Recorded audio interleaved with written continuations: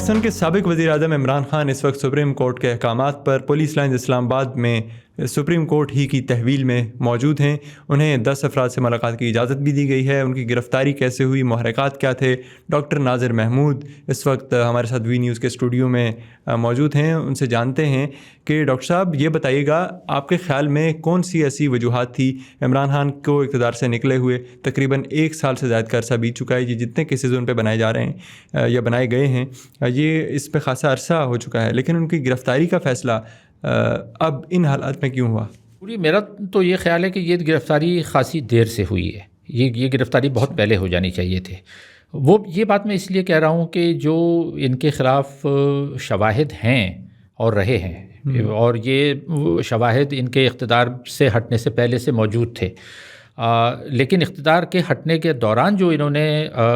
کارروائیاں کیں عمران خان صاحب نے آئین توڑنے کی، اور ایک دفعہ نہیں کئی دفعہ توڑا، یعنی انہوں نے آئین کو اپنی مرضی کے لیے استعمال کرنے کی کوشش کی. یہ ایک سنگین جرم ہے، کیونکہ آئین جو ہے وہ ملک کا سب سے بڑا قانون ہوتا ہے، سپریم لا ہوتا ہے. اس کو اگر آپ توڑا جائیں، جان بوجھ کر صرف اپنے مفاد کے لیے آئین کو توڑتے ہیں تو وہ جرم ہے. 2-3 میں مثالیں دوں گا کہ جب تحریک عدم اعتماد پیش کی جا رہی تھی تو اس سے پہلے انہوں نے تیل کی قیمتیں منجمد کر دیں. اب یہ ہم بات سب جانتے ہیں کہ معیشت اس وقت بھی بحران کا شکار تھی، اور تیل کی قیمتیں منجمد کرنے کا نقصان ملکی معیشت کو اربوں ڈالر میں ہوا. لیکن چونکہ یہ ان کو لگ رہا تھا کہ یہ اقتدار سے بے دخل ہو جائیں گے، اس لیے انہوں نے اپنے ذاتی مفاد کے لیے وہ قیمتیں منجمد کیں، جس کے نتیجے میں by the time he was removed, جب ان کو ہٹایا گیا اس وقت تک اکانومی کا حال بہت خراب ہو چکا تھا. تو یہی گناہ، یعنی قومی خزانے کو نقصان پہنچانا بذات خود ایک بہت بڑا جرم ہے. اور ہم یہ جانتے ہیں کہ اسی طرح کے ایک سملر جرم میں ڈاکٹر عاصم حسین کو پکڑا گیا تھا، اور ان پر اربوں روپے کا نقصان پہنچانے کے الزام لگائے گئے تھے جب وہ پیٹرولیم کو مینیج کر رہے تھے پاکستان. تو ان پہ الزام لگایا گیا تھا کہ جی انہوں نے قیمتیں جو ہیں وہ اس میں کچھ جو کرنا چاہیے تھا وہ نہیں کیا. خیر، ایک تو یہ بات جس وجہ سے میں سمجھتا ہوں کہ یہ ان کو گرفتار کر لیا جانا چاہیے تھا اسی وقت. دوسرے، آئینی لحاظ سے انہوں نے ہر ممکن کوشش کی کہ جو تحریک عدم اعتماد ہے وہ نہ آئے. یعنی انہوں نے جب پیش کی گئی تو اسمبلی کا جو اجلاس بلانا تھا، جو آئینی طور پہ ریکوائرمنٹ تھی، اس کو انہوں نے پوری کوشش کی کہ وہ اجلاس نہ بلایا جائے. کورٹ نے مداخلت کی، پھر بلایا گیا. اس کے بعد جب اجلاس بلایا گیا تو کوشش کی کہ وہ تحریک عدم اعتماد پیش ہی نہ ہونے پائے، اور جب پیش ہو گئی تو اس کے بعد کوشش کی کہ اس پہ رائے شماری نہ ہو. اور جب رائے شماری، اور اسی دوران انہوں نے صدر کو، یعنی تحریک اعتماد پیش کی جا چکی تھی لیکن صدر کو ایڈوائز دی کہ اسمبلیاں توڑ دی جائیں، اور صدر پاکستان نے ان کے اشاروں پہ چلتے ہوئے ذاتی مفاد کے لیے اسمبلیاں توڑنے کا اعلان کیا، جس کو بعد میں کورٹ نے کہا کہ یہ سارے غلط فیصلے تھے اور غیر آئینی تھے. تو میرا سوال یہ ہے کہ جو میں ان کی گرفتاری کو ضروری خیال سمجھتا ہوں، اور یہ سمجھتا ہوں کہ یہ دیر سے ہوئی، وہ اس کی وجہ یہی ہے کہ یہ جب سارے کام کر رہے تھے تو ان کے خلاف اقتدار سے بے دخل ہونے کے فوراً بعد آئین توڑنے کا مقدمہ کیوں نہیں قائم کیا گیا؟ وہ نہیں کیا گیا. اس کی 2 وجہ میری سمجھ میں آتی ہے. وجہ یہ ہے کہ عدلیہ اور اسٹیبلشمنٹ یہ دونوں ان کو ڈھیل دے رہے تھے، چھوٹ دے رہے تھے، اور شاید توقع یہ تھی کہ یہ گریجولی آہستہ آہستہ باتوں کو سمجھ جائیں گے، لیکن وہ توقع پوری نہیں ہوئی. اور جب نہیں پوری ہوئی تو پھر 1 سال میں یہ انہوں نے کیا کیا، یہ اس کا ایڈوانٹیج لیتے چلے گئے نا. اور ایڈوانٹیج لینے کے نتیجے میں انہوں نے بد زبانی کی، بد کلامی کی، مسلسل الزامات لگاتے رہے، اور اس کے نتیجے میں 1 سال میں انہوں نے صورتحال اتنی خراب کر دی کہ اب کوئی چارہ ہی نہیں رہ گیا تھا کہ ان کو گرفتار کیا جائے، بلکہ ان کی پوری لیڈرشپ کو گرفتار کیا جائے، اور گرفتار کر کے ان پر وہ جو مقدمے 1 سال پہلے قائم ہونے چاہیے تھے وہ اب قائم کیا. اور اس دیر کرنے کا ملک کو نقصان ہوا اور معیشت کو نقصان ہوا. لیکن آپ جو یہ کہہ رہے ہیں کہ تاخیر کی، تو ابھی ان کی گرفتاری سے پہلے جو انہوں نے ایک ویڈیو میسج دیا، اور پھر اس سے پچھلے دن کے جو ٹویٹس تھے، تو آپ نہیں سمجھتے جو لوگ یہ کہہ رہے ہیں ان کے حمایتی حلقے بھی، کہ شاید آخری کیل انہوں نے اپنے کیس یا اپنی گرفتاری کے کیس میں وہ ٹھوکی ہے جس کی وجہ سے ان کو گرفتار کیا گیا؟ ہاں مطلب اس کا ایک رول ہے، اس کا بہرحال رول ہے، کیونکہ جیسے میں نے کہا کہ وہ ان کی رسی ڈھیلی رکھی گئی تھی اور کہ شاید یہ مستقبل میں کام آ جائیں، درست ہو جائیں، سدھر جائیں، لیکن یہ اس سے ناجائز فائدہ اٹھا کے مسلسل ایسے بیانات دیتے رہے، اور اس میں پھر ہم نے دیکھا کہ فوج کی طرف سے کلیریفیکیشن آئی. یہ تو ایک دوسری ISPR نے ایک دوسری مرتبہ، اس سے پہلے آپ کو یاد ہوگا کہ ISI کے چیف نے جب یہ ارشد شریف کی شہادت ہوئی تھی تو، اور ایک جو سازشی بیانیہ کہ یہ بات چلا رہے تھے، تو اس وقت بھی یہ تاریخ میں پہلی مرتبہ تھا کہ عام طور پہ صرف ISPR کے ہیڈ جو ہے وہ پریس کانفرنس کرتے ہیں، لیکن اس وقت جو ہے وہ ISI کے چیف نے بذات خود، جو پہلی مرتبہ تھا پاکستان کی 70-75 سالہ تاریخ میں، تو اس وقت بھی یہ میسیج ان کو فوج نے دینے کی کوشش کی تھی کھلے طور پہ، کیونکہ فوج کے نمائندے تھے نا، کوئی ڈگیش بھی تو بات نہیں ہے، لیکن وہ نہیں سمجھے. اور اس کے بعد پھر مزید انہوں نے یہ جو ابھی جس کا آپ حوالہ دے رہے ہیں کہ یہ جو ٹویٹ کی اور جو بیان دیا، وہ ظاہر ہے اس نے ایک رول پلے کیا ہے اس میں کہ اب ان کو مزید چھوٹ دینا، کیونکہ کہیں نہ کہیں کوئی ایک ایسا لمحہ آ جاتا ہے کہ جہاں پر فیصلہ کرنا پڑتا ہے کہ بھئی اب مزید چھوٹ نہیں دی جا سکتی. تو میں آپ کی اس بات سے اتفاق کرتا ہوں کہ ان کا جو گرفتاری سے فوراً پہلے جو عمل تھا عمران خان کا، اس نے یقیناً ان کی اس گرفتاری میں رول پلے کیا ہوگا. اس کا ایک اور پہلو دیکھتے ہیں. یہ عمران خان کوئی اکلوتے وزیر اعظم نہیں ہے جنہیں گرفتار کیا گیا ہو. جی BBC نے اسی دن ایک رپورٹ پبلش کی تھی جس نے عمران خان کو گرفتار کیا گیا جی کہ یہ پاکستان کے 8ویں وزیر اعظم ہیں جنہیں گرفتار کیا گیا. جی تو اگر پولیٹیکل ہسٹری کو سامنے رکھیں تو کیا ملک میں سیاسی استحکام اور ہسٹوریکل پرسپیکٹو سے یہ پولیٹیکل اسٹیبلٹی کے لیے کیا یہ قدم آپ اس کو مفید سمجھتے ہیں، اور کیا تاریخ میں اسے مناسب سمجھا جائے گا؟ دیکھیں، میں یہ سمجھتا ہوں کہ اس سے پہلے جو وزرائے اعظم یا سابق وزرائے اعظم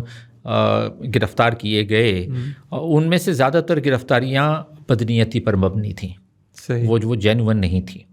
حسین شہید سہروردی سے لے کر حسین شہید سہروردی ایک بڑے لیڈر تھے، بڑے رہنما تھے. اس کا اگر آپ پس منظر دیکھیں تو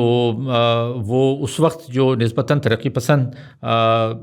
لبرل اور سیکولر سوچ کے حامل تھے. ایوب خان ان کے شدید مخالف تھے، بلکہ ان کو برا بھلا کہتے تھے اور ان کو ٹارگٹ کیا گیا، بلکہ بعض رپورٹ ایسی ہیں کہ ان کو مروانے میں بھی ایوب خان کا ہاتھ تھا. تو وہ ان کو بلا وجہ ٹارگٹ کیا گیا. اس کے بعد خود ذوالفقار علی بھٹو کو جس طرح سے چلیں ہٹا دیا. ایک تو وہ جو کو تھا ضیاء الحق کا، وہ غیر قانونی اور غیر آئینی تھا، لیکن انہوں نے اب یہ بات بالکل آیا ہے کہ کس طرح سے ایک مقدمے میں ان کو زبردستی گھسیٹا گیا اور یہ یقینی بنایا گیا کہ ان کو پھانسی دی جائے.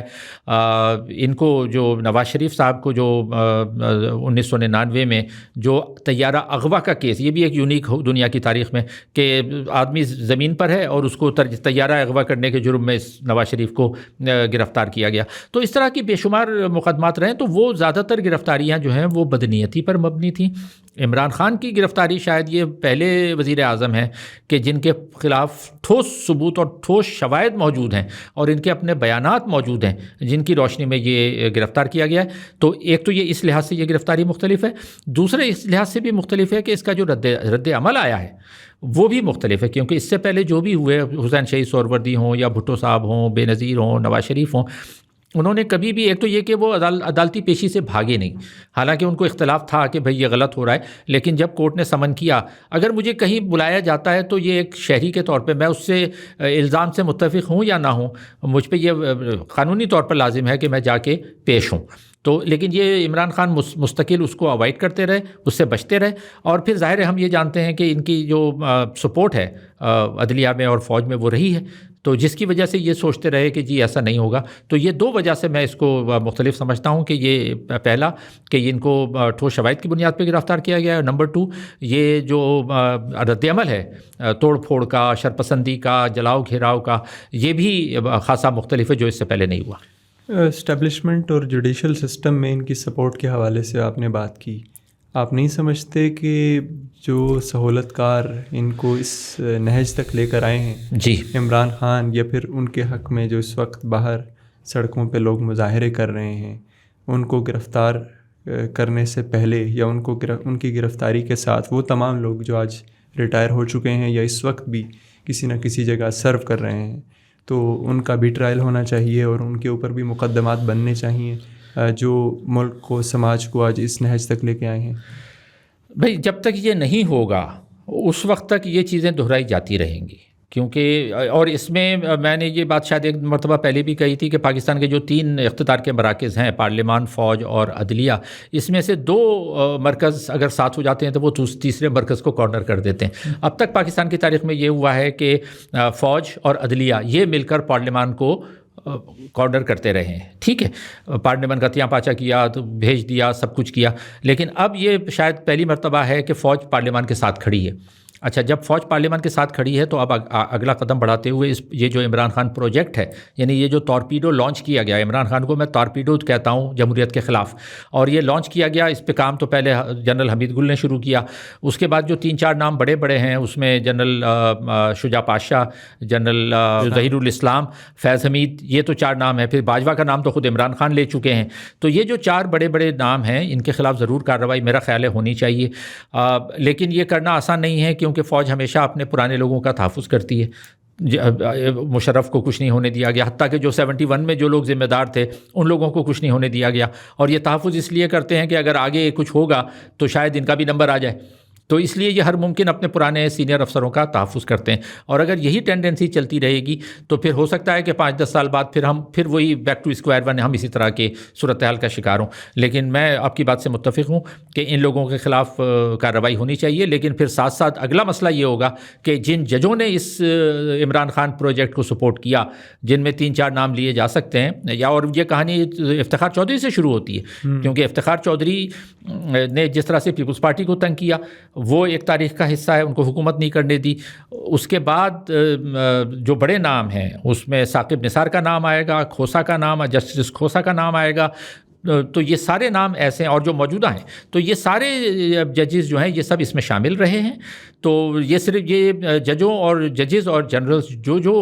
اس میں شامل رہے ہیں ان کے خلاف کارروائی تو ہونی چاہیے، لیکن یہ ایک بڑا مشکل کام لگتا ہے مجھے، ابھی مستقبل قریب میں نظر نہیں آ رہا کہ یہ ممکن ہونا چاہیے، لیکن ہے یہ بہت مشکل۔ اگر یہ ممکن نہ ہوا تو پھر تو شاید یہی تاریخ دہرائی جاتی رہے گی۔ بالکل، بہت بہت شکریہ ہمیں وقت دینے کے لیے، انشاءاللہ کسی اور ایپیسوڈ میں دوبارہ ملاقات ہوگی، تب تک کے لیے خدا حافظ۔